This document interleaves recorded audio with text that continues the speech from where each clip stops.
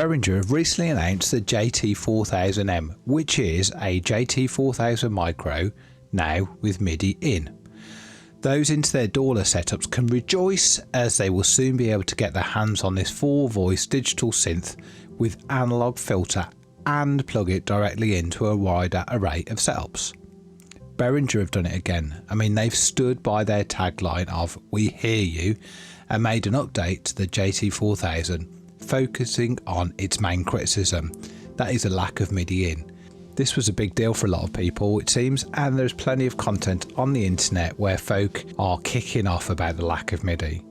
Along with the recent Mark IIs of, say, the MS1 and the K2 synths, Behringer is taking time to review those synths to see if there are small improvements which would make them more functional and, by extension, more attractive to buyers.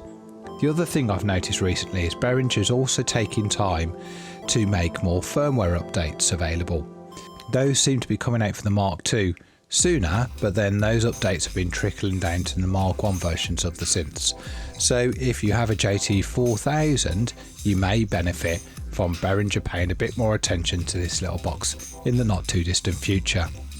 If you're lucky enough to own an MPC-1 from Akai, then understand those beauties support MIDI over USB directly, so you guys can use the current JT-4000 Micro without need for any additional gear, or waiting for the JT-4000M.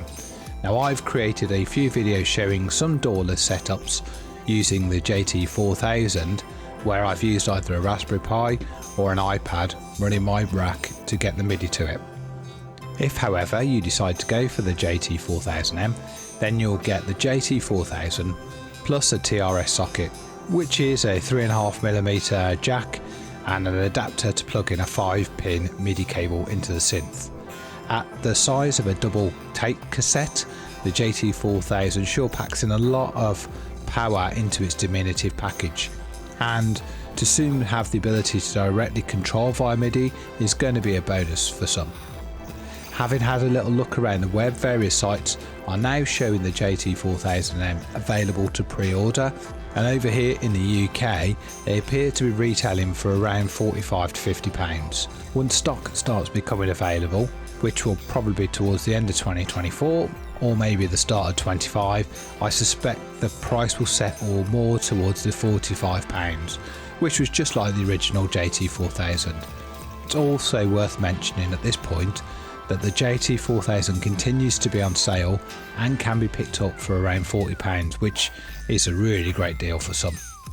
With stock landing in, say, 2025, I reckon we'll be seeing more of these units in small DAW-less rigs, and this is precisely what I'd use this for if I got myself one. Having got one of the original JT-4000s, however, I'm decided as to whether I'm going to pick this up, as the synth engine remains the same. That said, I may be tempted to pick one or two up to go alongside the Novation Circuit tracks, which is a great little groove box, but the onboard synth engine is a little bit bread and butter, and it will benefit from having its sounds augmented by something a bit more poke. And the JT-4000 or 4000M Supersaw patch is so cool and probably worth buying the synth for on its own. For those that don't know, the JT-4000 is loosely based on the Roland JP-8000 from 1997, and that synth became an instant classic, finding its way onto so many popular dance and trance records. And being able to pick up synth which has similar sounding characteristics, if it's not a perfect replica, for such little money really helps those on the budget to get more from their music productions. In fact, it's hard to get a virtual instrument these days for less than £50 with such a big sound. And once you add in the analog filter and hands-on control, even if the knobs are really tiny, it's fun to play with and make music with. When I've done videos on the JT-4000 previously, I've had some extreme reactions in the comments. It seems that people either love theirs, really want one, think it's a cool little box, or on the other hand, they think it's trash and consumerism gone out of hand. They like to belittle this little guy, and even though they've not played with one, reckon it's garbage because of the mass-produced nature of Behringer products. I'm in the love it camp, and it offers so much bang for the buck and fills the space in my setup without taking up much real estate in this home studio. It's not a perfect synth, but then very few hardware synths are, and I've used some of the sound from the JT-4000 in my music and videos I've been working on. I'm a strong believer that a good worker does not blame their tools, and if you come at the JT-4000 or JT-4000M with realistic expectations, you'll be able to get some usable material from it.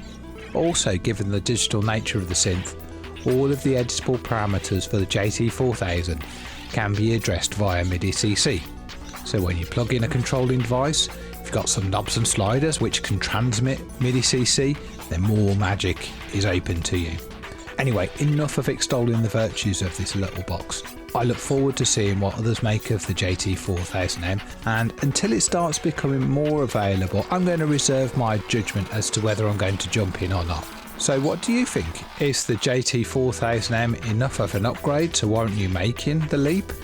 Were you put off by the lack of MIDI in? And if so, are you now tempted by the new update?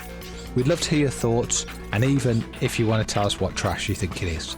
Oh, and if you're into Behringer gear and want to watch more JT-4000 videos, then have a look at this little one over here.